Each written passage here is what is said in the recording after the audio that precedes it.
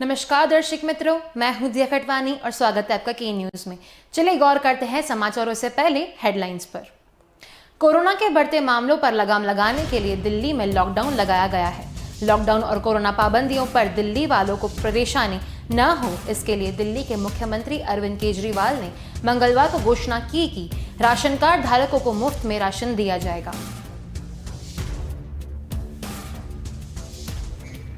बिहार में बेकाबू होते कोरोना के संक्रमण को देखते हुए नीतीश सरकार ने 5 मई से 15 मई तक टोटल लॉकडाउन का फैसला लिया है। सरकारी प्राइवेट कार्यालय सब बंद रहेंगे, सिर्फ जरूरी सेवाओं से जुड़े प्रतिष्ठान या संस्थान खुले रहेंगे।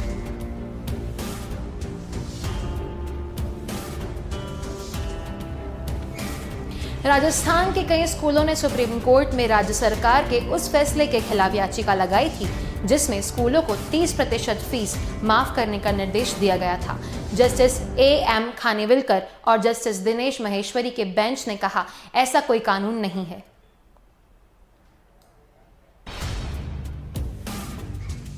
उत्तर प्रदेश की राजधानी लखनऊ में कोविड-19 वजह से बिगड़ते हालात के बीच मुख्यमंत्री योगी आदित्यनाथ ने मंगलवार को कैंसर अस्पताल पर जाकर मरीजों का हालचाल जाना। कैंसर अस्पताल में बने कोविड-19 अस्पताल में मरीजों के इलाज के लिए शुरुआत की गई है।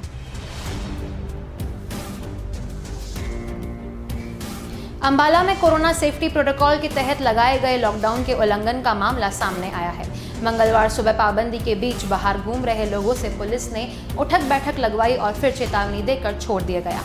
अगली बार फिर से ऐसा किया तो कड़ी कानूनी कार्रवाई की जाएगी।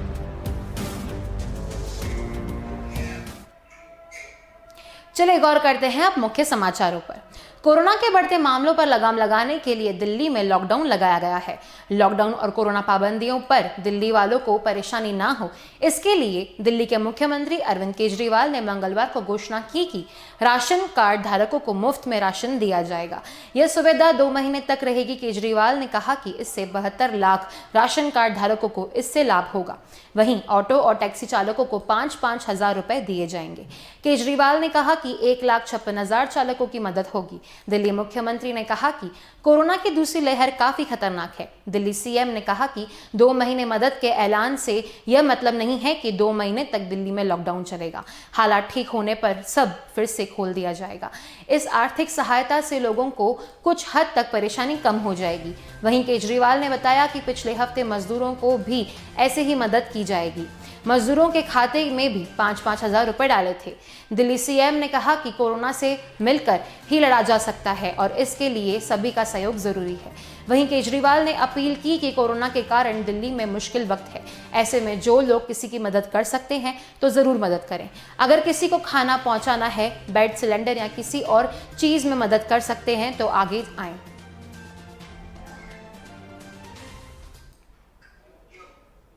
बिहार में बेकाबू होते कोरोना के संक्रमण को देखते हुए नीतीश सरकार ने 5 मई से 15 मई तक टोटल लॉकडाउन लगाने का फैसला किया है। सरकारी प्राइवेट कार्यालय सब बंद रहेंगे, सिर्फ जरूरी सेवाओं से जुड़े प्रतिष्ठान या संस्थान खुले रहेंगे। सार्वजनिक परिवहन से जुड़ी गाड़ियां चलेगी, लेकिन क्षमता से आधी सवारी के साथ इनमें आने जाने की अनुमति उन्हीं को होगी जिन्हें रेल हवाई सफर करना है। फेरी वाले सुबह 7 बजे से 11 बजे तक सामान बेच सकते हैं। लॉकडाउन से रेस्टोरेंट से होम डिलीवरी सुबह 9 बजे से रात 9 बजे तक मंगा सकते हैं। सभी तरह के सरकारी कार्यक्रमों पर रोक रहेगी। राज्यों में सभी शिक्षण संस्थान भी अभी बंद रहेंगे। शादियां हो सकती है, लेकिन 50 लोगों की अनुमति रहेगी, जिसमें बारात, जुलूस और डीजे नहीं रहेंगे। 3 दिन पहले नजदीकी थाने को सूचना देनी होगी। अंतिम संस्कार श्राद्ध में 20 व्यक्तियों की अनुमति होगी। इससे पहले सोमवार को सीएम नीतीश कुमार ने दूसरी बार पटना की सड़कों पर उतरकर स्थिति का जायजा लिया है। इसके बाद उन्होंने दोनों डिप्टी सीएम और अधिकारियों के साथ मीटिंग कर लॉकडाउन लगाने का फैसला किया। सीएम ने मंगलवार को सोशल मीडिया पर इसकी जानकारी दी है। बिहार टोटल लॉकडाउन लगाने वाला 9वां राज्य है। इससे पहले महाराष्ट्र, राजस्थान, दिल्ली, उत्तर प्रदेश, हरियाणा, गोवा, कर्नाटका और झारखंड टोटल लॉकडाउन लगा चुके हैं। पटना हाईकोर्ट ने भी सोमवार को ही बिहार सरकार से पूछा था कि वह सुबह में पूर्ण लॉकडाउन पर क्या निर्णय ले रहे हैं। इस मामले में उचित विचार पर मंगलवार 4 मई तक जवाब देने का निर्देश कोर्ट ने दिया था। कोर्ट ने बिहार में कोरोना नियंत्रण के लिए किए जा रहे सरकारी प्रयासों को एक बार फिर नाकाफी माना है। इससे पहले आईएमए ने भी बिहार के हालात को देखते हुए 15 दिन के लिए लॉकडाउन की मांग की थी। राजनीतिक पार्टियों की तरफ से भी लॉकडाउन करने की मांग चल रही है।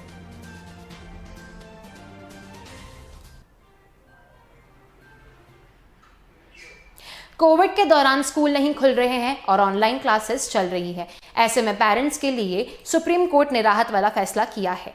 कोर्ट ने कहा कि स्कूल बंद हैं, उन्हें कैंपस में दी जाने वाली सभी सुविधाओं का खर्च नहीं उठाना पड़ रहा है, इसलिए संचालन का खर्च कम हो गया है। इसलिए उन्हें ऑनलाइन क्लासेस की फीस जरूर घटानी चाहिए। राजस्थान के कई स्कूलों ने सुप्रीम कोर्ट में राज्य सरकार के उस फैसले के खिलाफ याचिका लगाई थी जिसमें स्कूलों को 30% फीस माफ करने का निर्देश दिया गया था।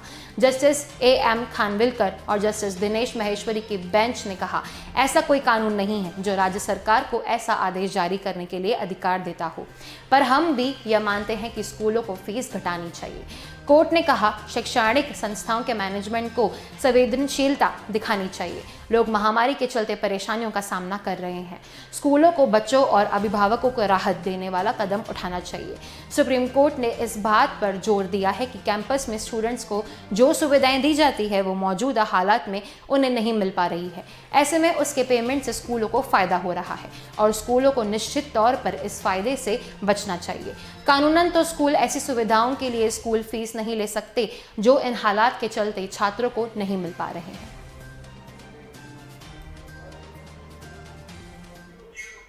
उत्तर प्रदेश की राजधानी लखनऊ में कोविड-19 वजह से बिगड़ते हालात के बीच मुख्यमंत्री योगी आदित्यनाथ ने मंगलवार को कैंसर अस्पताल पर वहां मरीजों का हालचाल जाना। कैंसर अस्पताल में बने कोविड-19 अस्पताल में मरीजों के इलाज के लिए शुरुआत की गई है। मरीजों को आज से यहां पर भर्ती किया जाएगा। योगी ने उचित इलाज और समुचित व्यवस्था किए जाने के लिए डॉक्टरों और अधिकारियों को सख्त हिदायत दी है।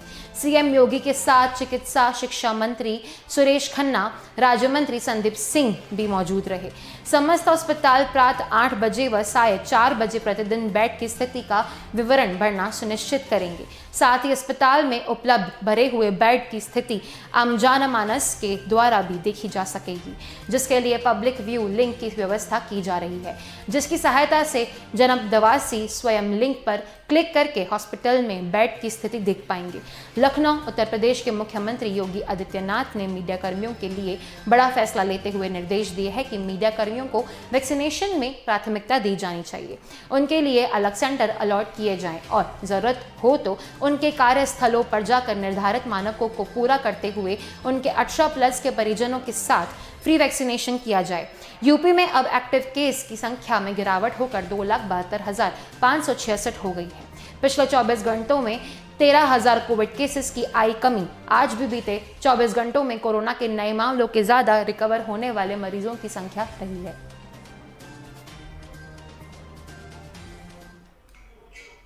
अंबाला में कोरोना सेफ्टी प्रोटोकॉल के तहत लगाए गए लॉकडाउन के उल्लंघन का मामला सामने आया है।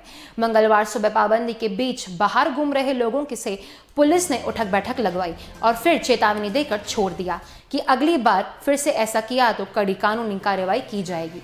इस घटना का वीडियो भी सामने आया है। वीडियो में देखे जा सकता है कि किस तरह से कान पकड़ के लोग उठक बैठक कर रहे हैं। देश के विभिन्न हिस्सों के साथ हरियाणा में भी कोरोना की महामारी कहर बरपाए हुए है। सुबह में 24 घंटे में 13,000 के करीब नए मामले सामने आए हैं। इसी के चलते 10 मई तक पूर्ण लॉकडाउन लगाया जाएगा। बिना जरूरी काम घर से बाहर निकलने पर पाबंदी है, लेकिन लोग नहीं मान रहे। मंगलवार सुबह अंबाला में सुरक्षा चक्र तोड़ने वालों को पुलिस के कान पकड़कर उठक बैठक कराई और चेतावनी दी गई है कि अगली बार इनके खिलाफ कार्रवाई की जाए। हरियाणा में सोमवार 12,855 नए संक्रमित मिले और 140 की मौत हुई। राहत की बात यह है कि एक दिन में 13,293 लोग कोरोना को मात देकर अस्पतालों में अपने घर पहुंचे। चिंता यह है कि अभी 1,425 मरीजों की हालत गंभीर बनी हुई है। इनमें से 1,209 ऑक्सीजन और 216 वेंटिलेटर ऑपरेट हैं। सक्रिय मरीजों की संख्या 1,04,722 पहुंच गई है।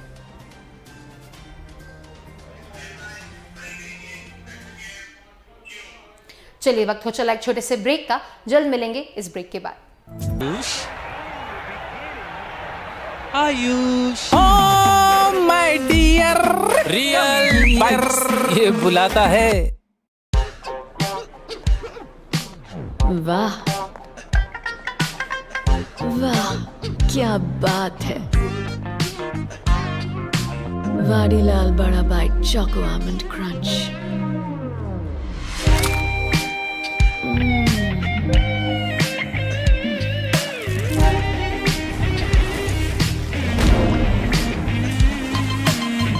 फ्लेवर्स इतने कि हर दिल बोले वाह वाडीलाल।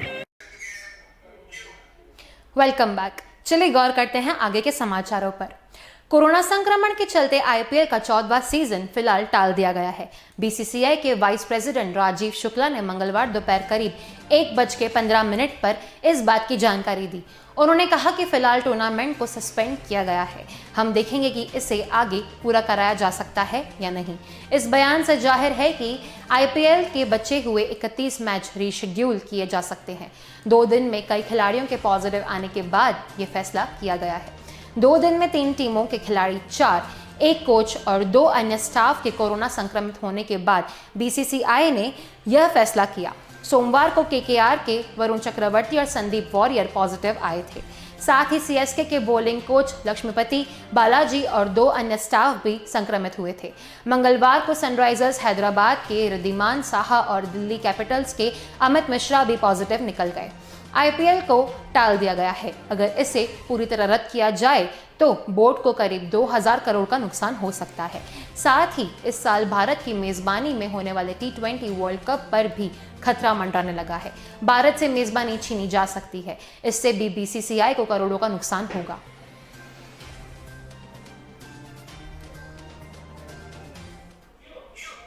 छत्तीसगढ़ में पीएम केयर फंड से खरीदे गए 70 वेंटिलेटर पर सरकार और विपक्ष की राजनीति उलझ गई है।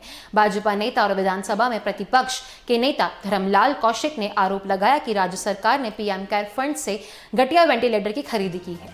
वहीं राज्य सरकार का कहना है कि उसने पीएम केयर से कोई वेंटिलेटर नहीं खरीदा है। इस राशि से केंद्र सरकार ने ही वेंटिलेटर खरीदने का भेजा था। नेता प्रतिपक्ष धर्मलाल कौशिक ने कहा, पिछले साल कोरोना संक्रमण काल में राज्य सरकार ने पीएम केयर फंड से 70 वेंटिलेटर खरीदे थे, जिसमें 2 वेंटिलेटर को छोड़कर सभी 68 वेंटिलेटर की क्वालिटी घटिया निकली। वर्तमान में राज्य सरकार द्वारा खरीदे गए वेंटिलेटर जिलों में कंडमल हालत पर हैं।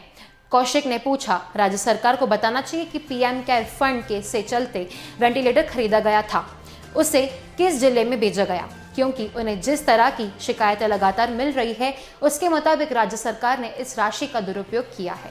वेंटिलेटर की खरीदी की गई वह उचित मानदंड और उचित सर्टिफिकेशन का नहीं लाया था, जिससे यह बात साबित हो सकती है कि सरकार कैसे मरीज के जान के साथ खिलवाड़ कर रही है। धर्मलाल कौशिक ने पिछले वर्ष पीएम केयर फंड के खरीदे गए वेंटिलेटर की उच्च स्तरीय जांच की मांग की है।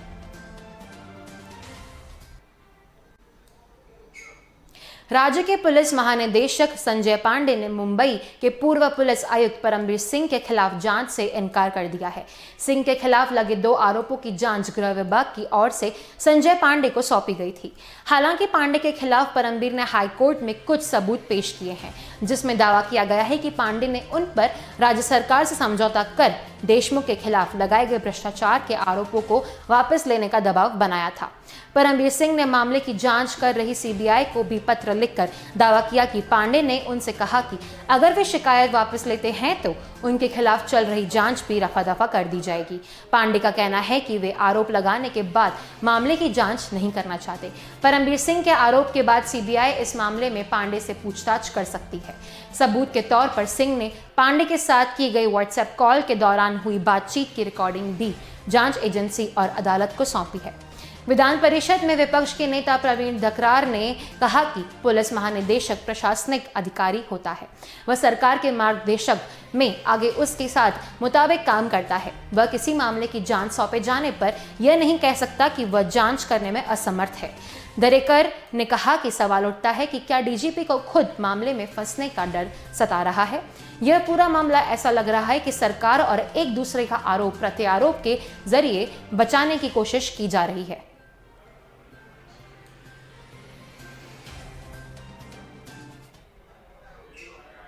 बंगाल चुनाव परिणाम घोषित होने के बाद राजस्थान में भी चुनाव परिणाम को लेकर सियासी बयानबाजी शुरू हो गई है।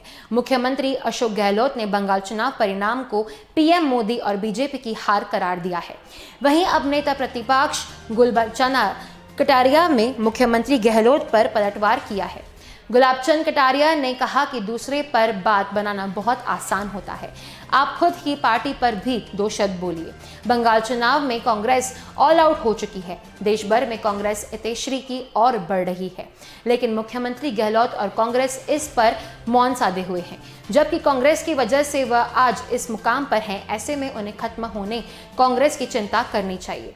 बता दें कि पिछले दिनों मुख्यमंत्री अशोक गहलोत ने बंगाल चुनाव परिणाम ममता बनर्जी की पार्टी तृणमूल कांग्रेस की जीत पर खुशी जाहिर की थी। उन्होंने कहा था कि इस चुनाव में जनता ने भारतीय जनता पार्टी की पिटाई की थी, जिसके बाद अब बीजेपी नेताओं ने मुख्यमंत्री गहलोत पर पलटवार करना शुरू कर दिया है। ऐसे में अब देखना होगा मुख्यमंत्री गहलोत नेता प्रतिपक्ष गुलाबचंद कटारिया की प्रार्थना पर कब तक जवाब देता है।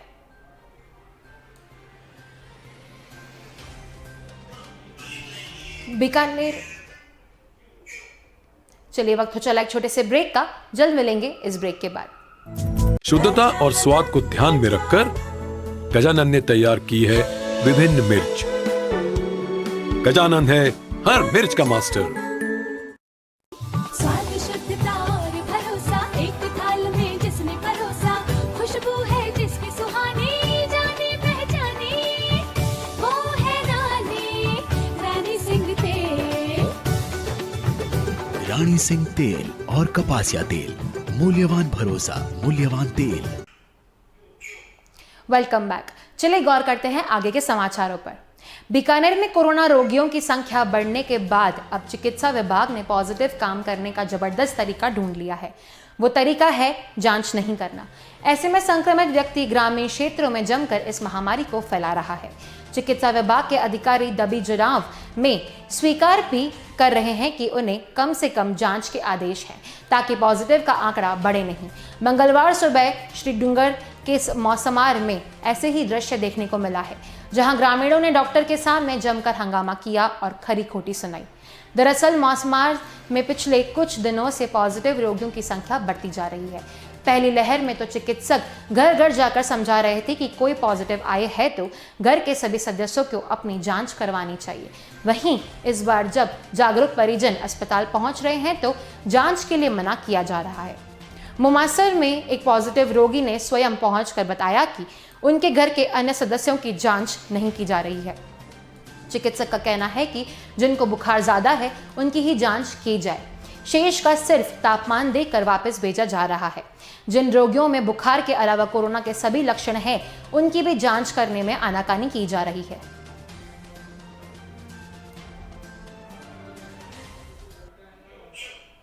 अंडरवर्ल्ड का नाम सुनते ही अपराध की दुनिया के सबसे खूंखार शख्स दाऊद इब्राहिम का चेहरा सामने आता है। भारत समेत कई मुल्कों की पुलिस अपराधी से आतंकी बने दाऊद को तलाश रही है। हालांकि आज हम यह बात दाऊद की नहीं बल्कि उस गैंगस्टर की कर रहे हैं जिसके बारे में कहा जाता है कि वो कभी मुंबई में दाऊद इब्राहिम से भी अंडरवर्ल्ड डॉन हुआ करता था। बरसों पहले एक शख्स मुंबई की सड़कों पर सब्जी का ठेला लगाता था। उस वक्त भी वहां सड़क छाप गुंडों का आतंक था। एक दिन ठेले पर सब्जी बेच रहे इस शख्स की कुछ बदमाशों ने पिटाई शुरू कर दी। यह देख इस शख्स ने भाई ने हाथ में चाकू उठा लिया और फिर 5 लोगों के साथ भिड़ गया। उसने बदमाशों को वहां से भगा दिया और इस तरह अमर नायक उस इलाके में सब्जी बेचने वालों के लिए एक बड़ा नाम बन गया। लेकिन तब शायद किसी ने यह नहीं सोचा था कि अमर नायक आगे चलकर मुंबई अंडरवर्ल्ड का बेताज बादशाह बन जाएगा। शुरू में गरीब दुकानदारों से रंगधारी वसूले जाने के खिलाफ लड़ने के लिए अमर नायक ने अपने कुछ भरोसेमंद की एक टोली बना दी थी। हालांकि कुछ ही दिनों बाद अमर नायक के छोटे भाई अश्विन को बदमाशों ने किडनैप कर लिया। अश्विन किसी तरह किडनैपर्स के चंगुल से छूटकर भाग गया और फिर यहाँ से शुरू हुई अरुण गवली और अमर नायक गैंग के बीच अदावत की कहानी। कहा जाता है कि अमर नायक के पास गैंग तो था, लेकिन उसके पास उस वक्त के खतरनाक गैंगस्टर अरुण गवली से लड़ने के लिए हथियार नहीं थे। अमर नायक ने राम भट्ट नाम के एक स्थानीय गैंगस्टर से हाथ मिला लिया। इसके बाद इन दोनों ने मिलकर मुंबई में अपराध का बड़ा साम्राज्य खड़ा कर दिया। अमरनायक के गैंग में आलजी पालजी जैसे कुख्यात अखाड़े के लिए उसकी पहुंच इतनी ऊपर तक बनाई कि वो श्रीलंका से हथियार भी ला कर सकता था। साल 1985 तक अमरनायक मुंबई अंडरवर्ल्ड की दुकान में बड़ा नाम बन चुका था और उसके एक बार फिर से बढ़कर एक महंगा हथियार थे। कांग्रेस महासचिव प्रियंका गांधी वाड्रा ने सेंट्रल विस्टा परिजनों को लेकर मंगलवार को सरकार पर निराशा जताई है। उन्होंने कहा कि प्रधानमंत्री के लिए नया घर बनाने की बजाय लोगों की जान बचाने के लिए सांसदों का इस्तेमाल करना चाहिए। प्रियंका गांधी ने ट्वीट किया कि जब देश के लोग ऑक्सीजन, वैक्सीन, हॉस्पिटल बेड, दवाओं की कमी से जूझ रहे हैं, तब सरकार 13,000 करोड़ से प्रधानमंत्री का नया घर बनवाने की बजाय सारे संस्थान लोगों की जान बचाने का काम में डाले तो बेहतर होगा। प्रियंका ने कहा कि इस तरह के खर्चों से जनता को यह संदेश जाता है कि सरकार की प्राथमिकताएं किसी और दिशा में है। गौरतलब है कि केंद्रीय लोक निर्माण विभाग ने सरकार द्वारा गठित एक विशेषज्ञ समिति को बताया कि महत्वाकांक्षी सेंट्रल विस्टा परियोजना के तहत प्रधानमंत्री आवास का निर्माण दिसंबर 2022 तक पूरा हो जाएगा। समिति ने परियोजना के लिए अपनी मंजूरी दे दी। इस परियोजना को विकसित कर रहे CPWD ने विशेषज्ञ मूल्यांकन समिति को सूचना किया कि संसद की इमारत के विस्तार और संसद की नई इमारत का निर्माण नवंबर 2022 तक पूरा हो जाएगा और प्रधानमंत्री आवास का निर्माण 2022 तक पूरा कर लिया जाएगा। कोरोना संक्रमण अलवर की 40 लाख आबादी को घेर चुका है। कहीं भी भीड़ दिखती है तो वायरस डराता है। सोमवार को अलवर शहर के कटला व बटियारियों की गली बाजार से रोंगेट खड़े हो गए थे। तस्वीर सामने आई थी, लेकिन मंगलवार को अलवर का बाजार बंद कर दिया गया था। इस कारण इन दोनों बाजारों की अगले दिन सुकून भरी तस्वीर नजर आई। प्रशासन को इस तरह का मैनेजमेंट करना ही पड़ेगा जिससे कि बाजारों में भीड़ नहीं जुटे। सोमवार को अलवर के कोरोना की प्रमुख कटला बाजार में आमजन के लेकर जगह नहीं मिली थी। वाहनों से जाम लगा दिया गया था। इसके बीच में लोग भी फंस गए थे। सोशल डिस्टेंसिंग टूटी तो कोरोना फैलने का खतरा भी था। तभी जिले में हर दिन करीब 800 के आसपास कोरोना के नए पॉजिटिव मरीज सामने आ जाते थे। मंगलवार को बाजार बंद रहने से कोई सड़कों पर नजर नहीं आया। इस दौरान बटियारों की गली में भी सन्नाटा रहा, जबकि सोमवार को यहां इतनी भीड़ थी कि लोगों को निकलने की वजह से जगह नहीं मिली। सोशल डिस्टेंसिंग का मतलब नहीं था, लेकिन मंगलवार को पूरे बाजार बंद रहे तो यहां सन्नाटा नजर आया। मंगलवार को दूसरे बाजारों में सूनापन रहा। अब कलेक्टर ने सप्ताह में 3 दिन की किराना परुचन की दुकानें खोलने की छूट दी है। पहले 5 दिन के दुकानों खुली रहेगी। अब कटला व बटियारियों की गली में जाम के हालात बनने के बाद सप्ताह में केवल सोमवार, बुधवार व शुक्रवार को ही किराना की दुकान खोलने की छूट दी जाएगी। इसी कारण मंगलवार को बाजार बंद रहे। राजस्थान में कोरोना संक्रमण बहाव्य रूप ले चुका है। हर दिन संक्रमित मरीजों की मौत का आंकड़ा अपने ही रिकॉर्ड तोड़ रहा है। ऐसे में मरीज मानसिक तनाव और अवसाद में आ रहे हैं, जिसे दूर करने के लिए उदयपुर में अब डांस का सहारा लिया जा रहा है, ताकि मरीजों को मन के में व्यापक डर को खत्म किया जा सके। RNT मेडिकल कॉलेज की सुपर स्पेशलिटी विंग में कोरोना के ग्रसित 150 संक्रमित मरीज एडमिट हैं, जिनमें कई मरीज ऐसे हैं जो गंभीर रोगियों को अपने नज़दीक देख मानसिक रूप से परेशान हो चुके हैं। ऐसे में उन्हें मानसिक रूप से स्वस्थ रखने के लिए डॉक्टर, नर्सिंग स्टाफ और रिकवर हुए मरीज वर्ल्ड में ही नाच गाकर उन्हें प्रोत्साहित कर रहे हैं, जिससे वार्ड में खुशनुमा माहौल बना रहा है। RNT मेडिकल कॉलेज की सुपर स्पेशलिटी विंग को ऑर्डिनर जो डॉक्टर राजीव ने कहा कि संक्रमित मरीज मानसिक अवसाद में आ गए हैं, जिसका असर मरीजों की रोग प्रतिरोधक क्षमता पर भी पड़ा रहा है। ऐसे में मरीजों को मानसिक रूप में स्वस्थ रखने के लिए मेडिकल स्टाफ द्वारा डांस और म्यूजिक का सहारा लिया जा रहा है। ऐसे आयोजनों में मानसिक रूप से मरीज स्वस्थ हो सकता है तो ज़्यादा ज़रूरी है। RNT मेडिकल कॉलेज के प्रिंसिपल डॉक्टर लाखन पोसवाल ने बताया कि मरीज मानसिक तनाव में था, जिसकी वजह से उसके रोग प्रतिरोधक क्षमता पर इसका असर पड़ रहा था। ऐसे में म्यूजिक थेरेपी की मदद से सुपर स्पेशलिटी विंग में मरीजों को मोटिवेट किया जा रहा है। इसके सकारात्मक परिणाम भी सामने आ रहे हैं, जिसके बाद अब मरीज भी इस समय बढ़ बढ़कर शामिल हो रहे हैं। दिल्ली समेत पूरे देश में ऑक्सीजन संकट को लेकर दिल्ली हाईकोर्ट ने फिर से सख्ती दिखाई है। कोर्ट ने मंगलवार को केंद्र सरकार से कहा, पूरे देश में लोग ऑक्सीजन के लिए रो रहे हैं, लोगों की जानें जा रही है, कैसे आप इतने असंवेदनशील हो सकते हैं? ये लोगों को एमिशन से जुड़ा हुआ है, लोगों की जान खतरे में है, इस पर आप आंखें मूंद सकते हैं, लेकिन हम नहीं। कोर्ट ने केंद्र सरकार से कहा कि अगर आप ऑक्सीजन सप्लाई का मैनेजमेंट आईआईटी और आईआईएम को दे तो वे इसे बेहतर तरीके से संभाल सकेंगे। इसमें आईआईएम के एक्सप्रेस और ब्रिलियंट माइंड वाले लोगों को जोड़ना चाहिए। कोर्ट ने ये बातें दिल्ली के मायाराम हॉस्पिटल की तरफ से दायर पिटीशन पर सुनवाई करते हुए कहा है।